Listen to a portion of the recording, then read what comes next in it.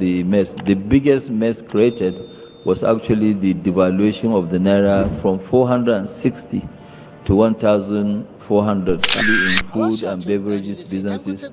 None of them will pay dividend this year for sure. ó ní ọdún yìí àwọn iléeṣẹ́ tó ń pèsè oúnjẹ tàbí tó ń ṣe oúnjẹ tàbí tó ń ṣe ohun tẹ́nu ń jẹ àti gbogbo àwọn nǹkan mìíràn tá à ń lò nínú ilé àti àwọn nǹkan tá a fi ń ṣe ìkọ́lé wípé wọn ò ní owó kankan san fún ẹnikẹ́ni bóyá ìjọba tàbí aráàlú lọ́dún yìí nítorí wípé ààrẹ orílẹ̀-èdè lọ́wọ́lọ́wọ́ wọ́n ti bà nǹkan jẹ́ púpọ̀ ó kọjá nọ́mà.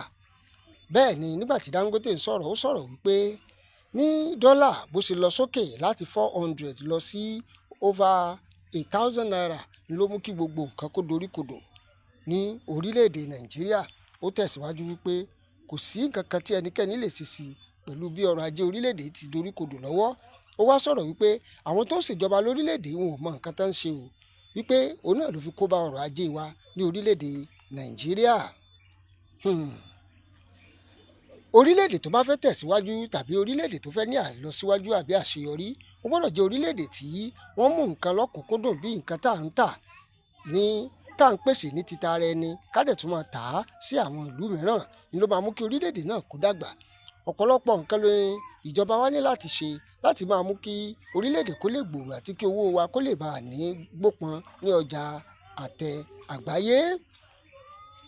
A rí wípé àwọn iléeṣẹ́ kọ̀ọ̀kan ni wọ́n ti ya dànù lórílẹ̀-èdè yìí nígbà tí wọ́n rí wípé ọrọ̀ ajé Nàìjíríà kò bá wọn lára mu mọ́. Ọ̀pọ̀lọpọ̀ ló sì tún kó gbá wọlé sí i nínú èyí tí ọ̀pọ̀lọpọ̀ ilé epo tó jẹ́ tàwọn òyìnbó tí wọ́n ti sọ wípé àwọn ń kókò lórílẹ̀-èdè Nàìjíríà o torí pé ẹ̀kọ́ ò sójú múmu mọ́ ohun gbogbo ló sì ti ń dorí kodò ọrọ̀ ajé Nàìjíríà kò gbé àwọn mọ́. Ọ̀rọ̀ tí gbogbo wọn wá ń sọ náà ni wípé òṣàbọ̀ ò lè gbè mí ṣe bí bó ṣe bá mi bẹ́ẹ̀ lọ̀rọ̀ ọrọ̀ ajé orílẹ̀-èdè yìí torí pé àwọn tó ń wakọ̀ orílẹ̀-èdè yìí lọ́wọ́lọ́wọ́ wọ́n dàbí ẹni pé wọn ò mọ nǹkan kan tán ń ṣe o ó dẹ̀ dàbí ẹni wípé nǹkan gan ń ṣe wọ́n.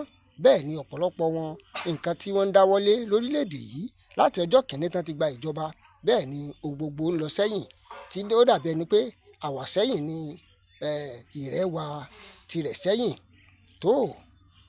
Fún ẹ̀yin àǹfààní fún ẹ̀yin tẹ̀ ń gbọ́ wa nílé kí ni èrò tiyín lórí àwọn nǹkan tí Dangote sọ yìí? Ẹ jẹ́ ká gbọ́ èrò tiyín ní comment section. Ẹ ṣé o tẹ̀ ń tẹ́tí sí wa ní gbogbo ìgbà.